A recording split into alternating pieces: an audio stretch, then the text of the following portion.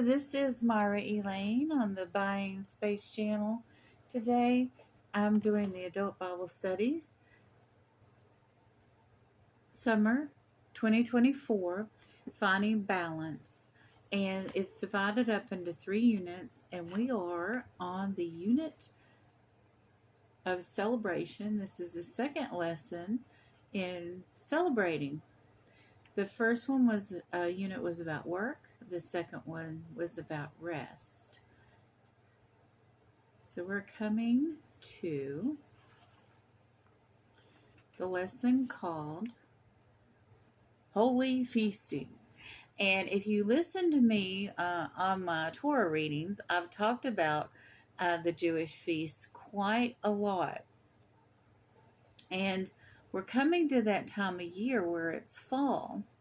And in the fall, believe it or not, that's when the Jewish nation, Israel, and Jews around the world celebrate Rosh Hashanah, which is the Jewish New Year. And then after that, they have the Day of Atonement, which is a very solemn day. And then in October this year, on the 17th on our calendar, it's different on their calendar, they celebrate the Feast of Tabernacles, or the Feast of Tents.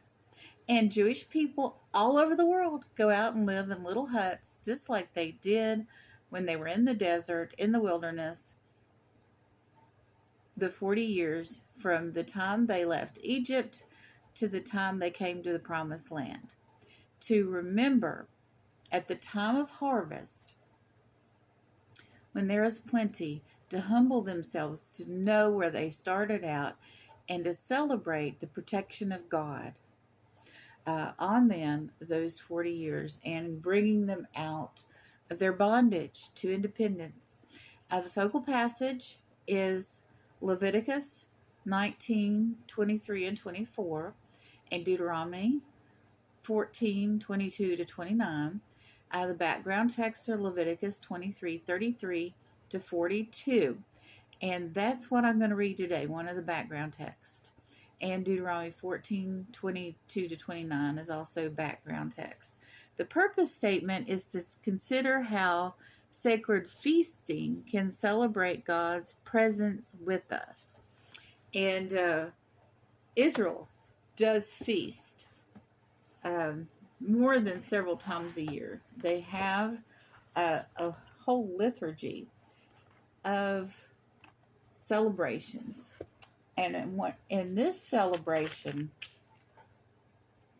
people gather in Israel now from all over the world to celebrate Israel. I may get to that. So Leviticus chapter 23. So the Torah is Genesis, Exodus, Leviticus, Deuteronomy, or Numbers, Genesis, Exodus, Leviticus, Numbers, and Deuteronomy. So we are going to Leviticus chapter 23. And we're going to start in verse 33 for our reading today. Then the Lord spoke to Moses, saying, "Speak to the children of Israel, saying, the 15th day of the 7th month shall be the Feast of Tabernacles for 7 days to the Lord. In the first day there shall be a holy convocation. You shall do no customary work on it, and for 7 days ye shall dwell. You shall offer an offering made by fire to the Lord. On the 8th day ye shall have holy convocation, and you shall offer an offering made by fire to the Lord. It is a sacred assembly, and you shall do no customary work on it. These are the feasts of the Lord, which you shall proclaim to be holy convocations, to offer an offering made by fire to the Lord, a burnt offering, and a grain offering, shall a sacrifice, and drink offerings. Everything on this day, as besides the Sabbaths of the Lord, besides your gifts, besides your vows, and besides all your free will offerings, which upon you shall give to the Lord. So I went to verse 38, which is slightly longer than the passage calls for in our daily reading from our Sunday school booklet. But I also wanted to say, every year during the Feast of Tabernacles, people from all over the world gather to Jerusalem to celebrate God. Jews from all over the world, Christians, and even some Muslims. And what happens is, in Zechariah, let me see if I can find the passage. It says that people all over the world will celebrate Israel.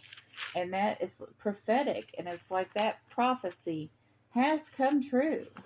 I saw a video this morning of the last year's celebration, and even Iran was there in the Parade of Nations. And they had a ceremony where they came across the stage and showed the Iranian flag. If we could go back to that day. What a glorious day that was. Hopefully that will happen again, that there will be representatives there from Iran this year.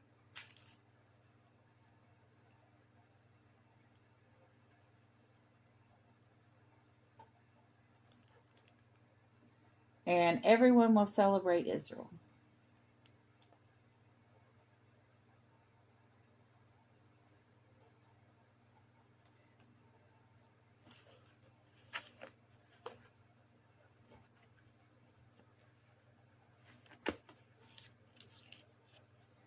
So let me find Zechariah.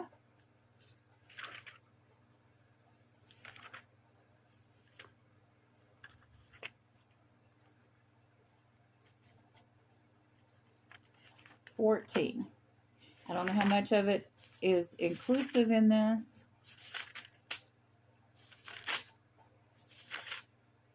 All these little books, all these prophets at the end of the Old Testament, people don't think that they're important, but they are.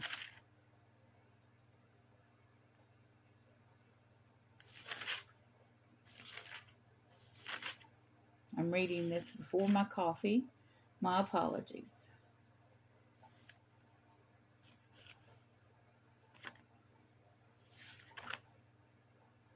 Okay. Zechariah looks to be the last book in the Old Testament. And we are... Micah is. Zechariah 14. Forgive me, I don't know the specific verse.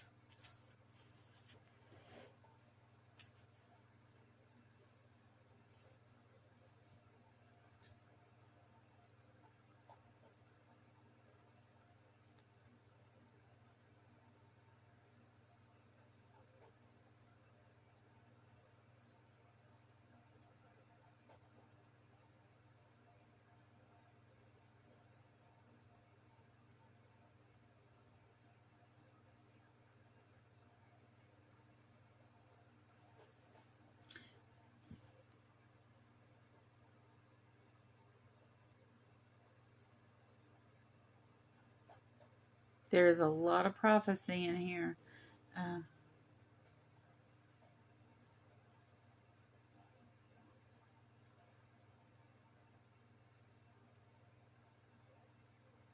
Here it is. It starts in verse 16. And it shall come to pass that everyone who is left of all the nations which came against Israel shall go up from year to year to worship the King, the Lord of hosts, and to keep the Feast of Tabernacles. And it shall be that whichever or the families of the earth do not come up to Jerusalem to worship the King, the Lord of hosts, on this, with them will be no rain. It is the family of Egypt will not come up and enter in. They shall have no rain.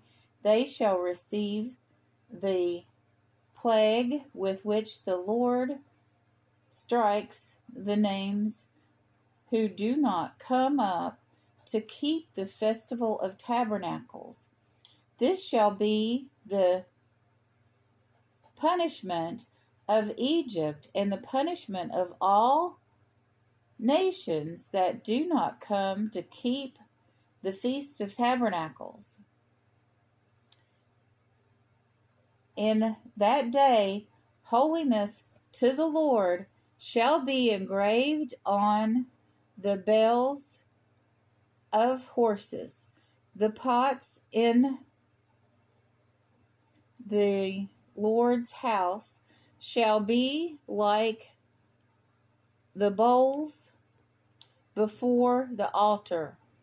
Yes, every pot in Jerusalem and Judea shall be holiness to the Lord, and hosts of everyone who sacrifices shall come and like them and cook in them, and in that day there shall no longer be a Canaanite in the house of the Lord of hosts. Well, there are no more Canaanites. People are descended of the Canaanites, but actual people identify as Canaanites, they no longer exist.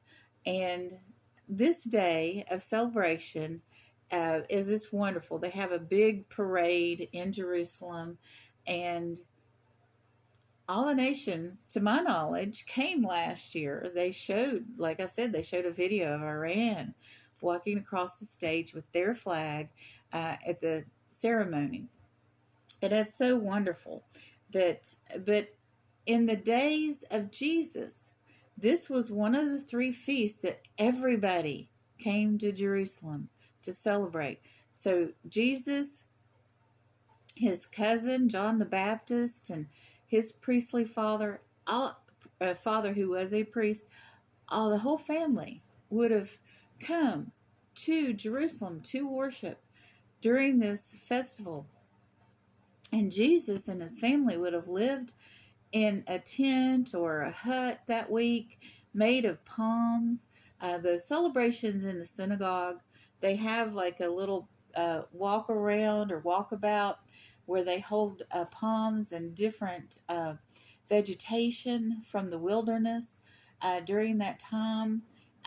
Even the people that don't still put out tents and live like that for the week, they have special celebrations in their synagogues for the festival of the tabernacle or the tent. And it's a joyous time because they're remembering back to their humble beginnings and celebrating where they came from. I think that's very, very important in life. And I think we as Christians need to know that remembering these festivals and celebrating with the Jewish people is very important to us as Christians. We should be aware of what's going on with Israel.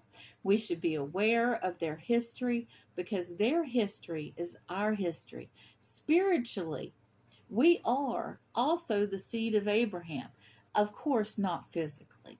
We don't have the right to say, okay, the Bible says I'm the seed of Abraham because I'm a Christian, so I deserve the lament. Give me a piece of land.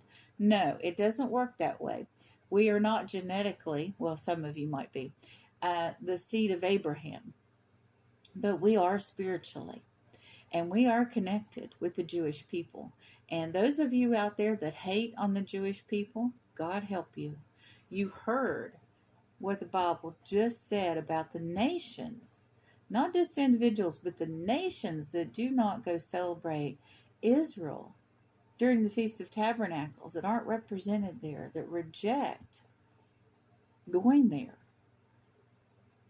are going to have a plague. So I don't want to portray God as a punishful God, but we are in a situation of world conflict right now. Punishment is imminent to certain parties, and it has been this past week. Oh my goodness, people have perished and will continue to perish. I will always remember October 7th with reverence, and I pray for the hostages to be returned, and I pray for peace. I don't know that it will come because it's not prophesied. I think people should continue to work for peace no matter what is laid out in the Bible, because these things are cyclical. Israel falls out of favor with God and is punished and then comes back to God. Or God, out of his grace and mercy, restores them, like in Jeremiah, even though they didn't deserve it. So there's a cycle to this. We don't know. We're on the last cycle of this. Let me say that again. We do not know. We are on the last cycle of this.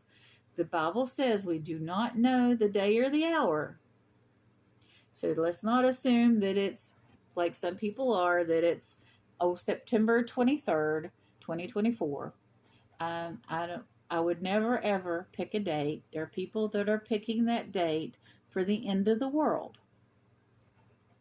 We don't know how bad things can get on the earth.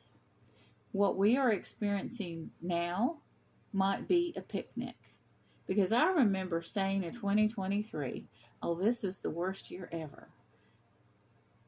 That's the year the Syrian government decided to kill 1,300. They didn't have the exact number in mind, of its own people with chemicals. And there were lots of other things going on that year that were just horrific. And you could have thought in 2023, this is the worst it's ever going to get. We don't know that. We don't know the world's going to end this year or next year or 10 years from now, because Israel has been destroyed over and over and over. The Syrians, the Babylonians, the Romans, on and on, have destroyed Israel and they have come back. And the Ottoman Empire was there. I mean, we just do not know that this is the end. It could be. I wouldn't be surprised, but we can't know that it is.